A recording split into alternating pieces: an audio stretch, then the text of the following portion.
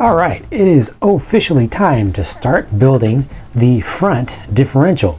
It's going to be a little bit of a different story than the rear, and you'll see why in just a second. First of all, let me go ahead and get that output shaft in there. One O-ring, followed by, as always, of course, we're going to have a shim or two. In this case, it's going to be two shims, just like on the rear.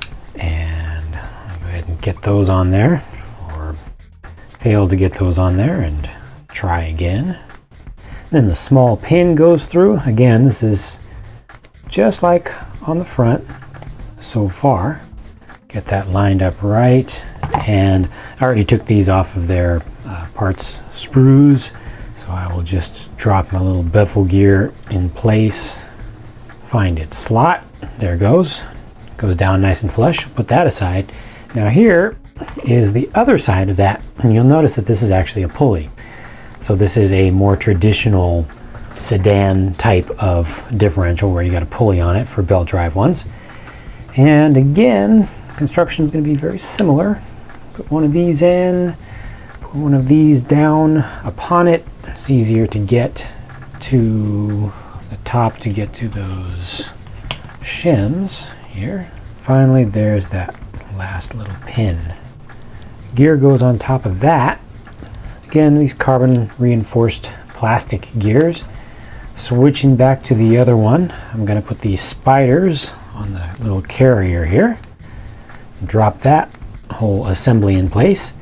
And once again, this is going to get filled up with oil, with silicone oil. These are again, or this is again a sealed unit. Okay, that looks pretty good there. And unlike last time, this time I'm going to get it right with putting the fiber washer down. I'm going to put it on this side where it fits in nicely. Line these up and do the whole whoop. Yes, there you go. 4 very small screws are going to go in here. Similar construction to the rear, just with a pulley on it this time. And I just need to locate those tiny little screws and we will be golden. So this will wear itself in, but for now it feels pretty nice and smooth. And just a few other little small things go on here. For one thing, shims, both shims on this one go on this side, the flat side, on this, in this case, followed by the bearings. So the bearings go on both sides. And then these cog style mounts also slip over the bearings as carriers, and those will allow you to adjust your belt tension, because it's got an offset circle in there that will allow you to move, essentially move the differential forward and aft relative to the rear. So make sure that these go on all the way, and then that diff is complete for now. Now this here is going to be the steering, and steering uses ball bearings. I'm happy to see. Just make sure I get the right ones here. And this being the Pro Kit, it also lets you use some beautiful lightweight aluminum blue pieces, because blue is better. 1, 2, 3. There we go. That should do it. And let's see what we have here. These are little plastic washers, or actually spacers, that come off of the N parts tree, and they're really not performing any structural function, so it's just regular plastic for those. It's just putting a little bit of space in there.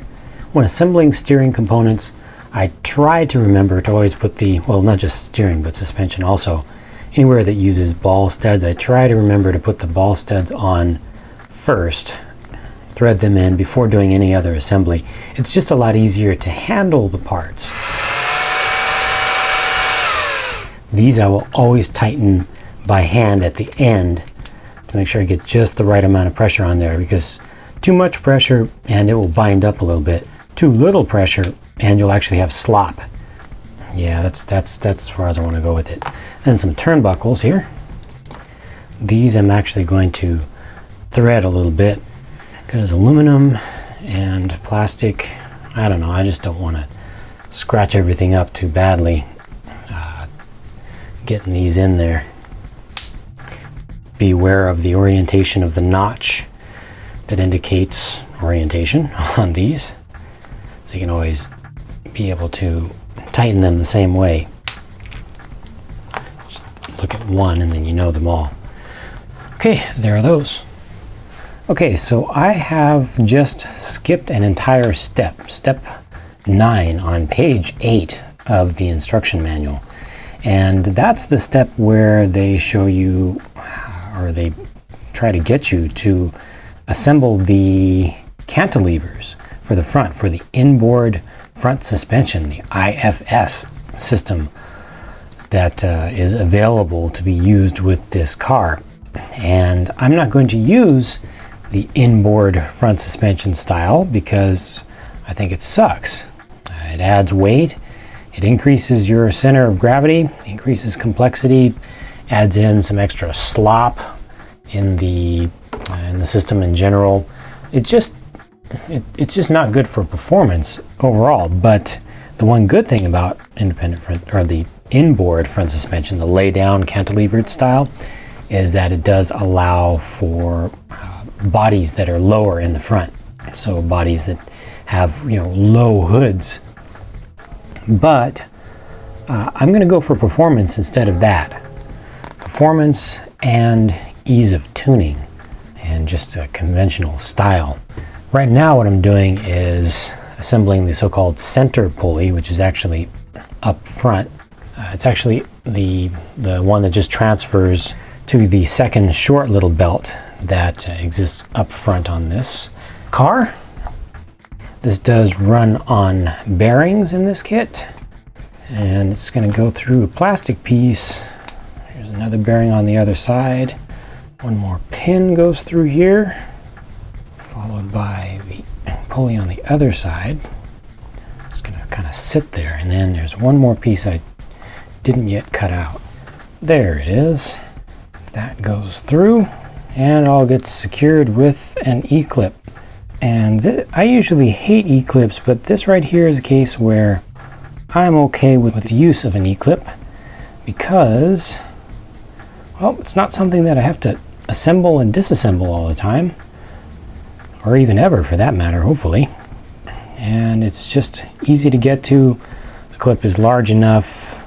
They gave you an oxidized clip for that, so it has good traction against the pliers, and there you go. That's the center pulley assembly.